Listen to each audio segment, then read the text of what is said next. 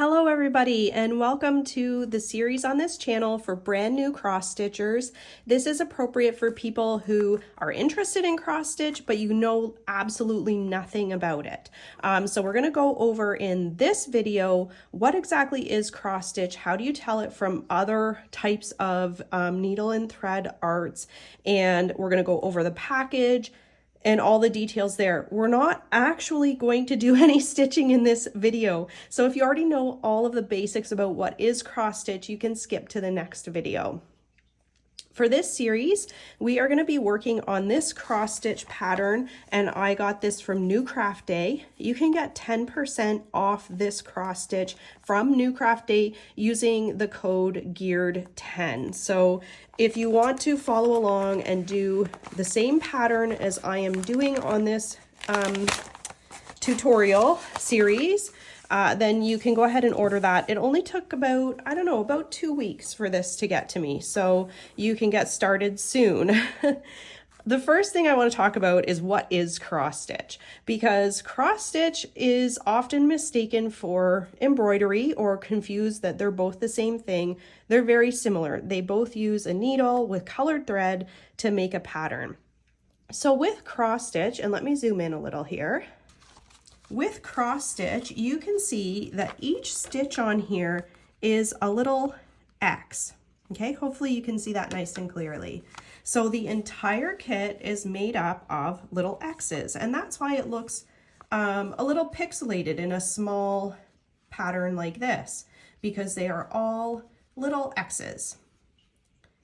Okay, the difference between cross stitch and embroidery is, here's some embroidery. And you'll see embroidery is not little X's. Embroidery has a bunch of different stitches. This is my own embroidery, okay? So it's not the most beautiful thing you've ever seen, but we have these stitches that make up lines. So a whole bunch of little lines making up a long line. And then we have where you fill it in. So you make these more like, it looks like a flat design because there's just a whole bunch of lines of thread going across. Same here, this is just a whole bunch of lines. And then these little French knots. Now we do see French knots as well in cross stitch. But if you see something that looks like this, where all of the threads are lying in the same direction, that's not cross stitch. That is something different. Cross stitch is the basic. With some exceptions, the basic is a bunch of crosses. And I do want to give you the caveat that everything that I say also has exceptions and is not always true. But for a beginner, I think the information that I'm going to give you today is what you need to know for now. And once you get good at cross stitch, you can look into the more advanced stitches, different types of kits, etc. So let's talk about the kit. So kits, and in this series, we're going to talk about printed kits, not the counted cross stitch, which is more difficult, really. On most kits, you're going to see the same information, how many count the fabric is and how big the image is. So 14 count means that there are 14 separate crosses per inch in each direction. 14 count is kind of a standard size for these kits. You'll also see 11 count where the crosses are a little bit bigger.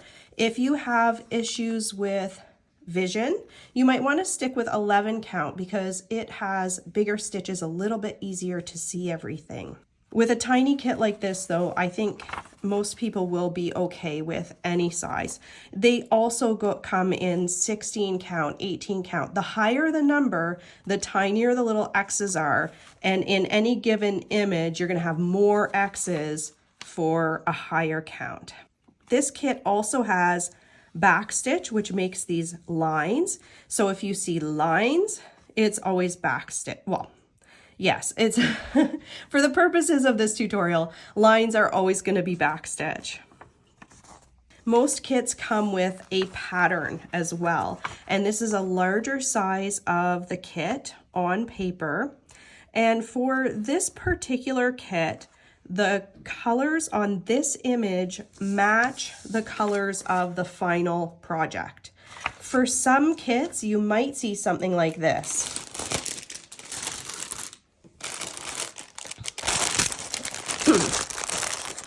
In this kit, the colors on the pattern are not what you're going to see in the final image. It just looks like a crazy mess because these are the same colors that you're going to see on the stamped canvas.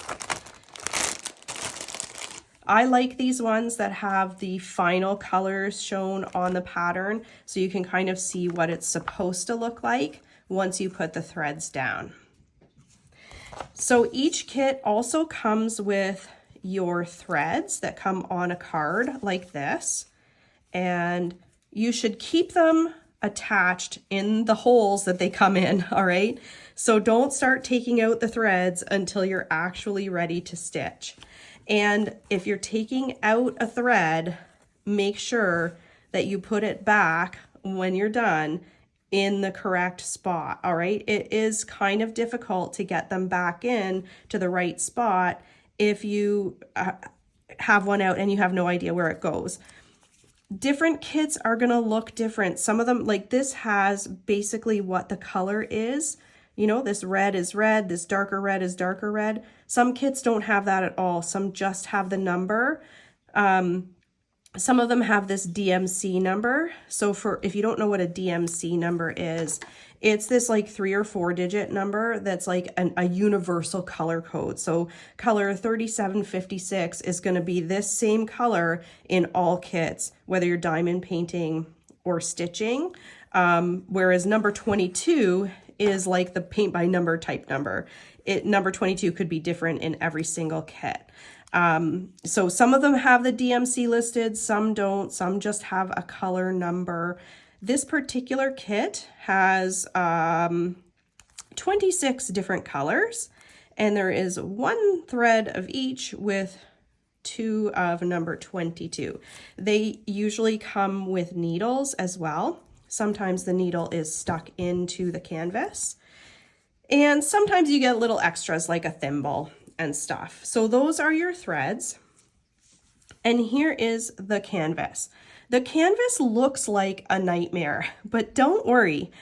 This is what you stitch on. Once you're finished stitching, you soak this in water and all of this ink goes away. And the only thing that's left is your beautiful image that you have stitched. So while it looks like a crazy mess, once you're done, you don't have to worry about it.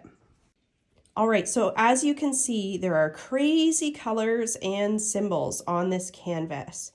Each one corresponds to a number, and in bigger blocks of color, you can see they've actually put the number, but in smaller blocks, you'll just have to use the legend. So for example, let's look at this section here. It's got a diagonal blue line, and then what we'll do is we'll come down to here and we will look for the diagonal blue line. There it is number 12. So number 12 is the color number that we'll use. So we go back to this palette, we find number 12, and it's going to be this gray blue color. All right, so that's how you find out which color number to stitch in which segment. And you can see that you should have a look at the pattern carefully before you start any cross stitch to look for symbols that might be similar or confusing. For example, depending on how good your eyesight is, you might have this upside down V and this X, and they might look similar, especially if all of the stitches are finished around it. You might be like, oh, is that a V or an X? So it's good to have a nice, good look at your canvas before you start for potential problem areas, potential confusing symbols, so that you have a plan of attack. So in this case, I might look for symbols that I might think are confusing and stitch those first before the canvas gets crowded with a whole bunch of other stitches. The other things that you are going to need in order to complete this project, you can actually do this one holding in your hand, but you might find it more convenient to use an embroidery hoop. Yes, it's an embroidery hoop that we're using for cross stitch.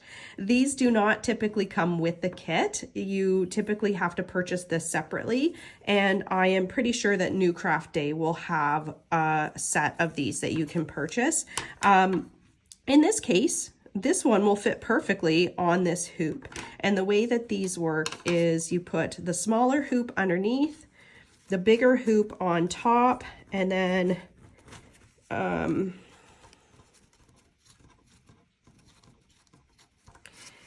you push it down, and then you have access to, I mean, this is a little off center, but now be careful because once we put this hoop on, the legend is going to be covered up. So if you're going to do this on a hoop, it might be a good idea to take photographs first of the legend. This is not anywhere else. All right, in this particular kit, you will not be able to find this legend on the pattern. You can still use this pattern if for some reason you wanted to know what this number 18 is. You can go back to the pattern. On the pattern, it's listed as H, and on the pattern, H is number 18. So you can still access this information, but not these symbols again. In other kits, you can. So for example, I showed you this kit.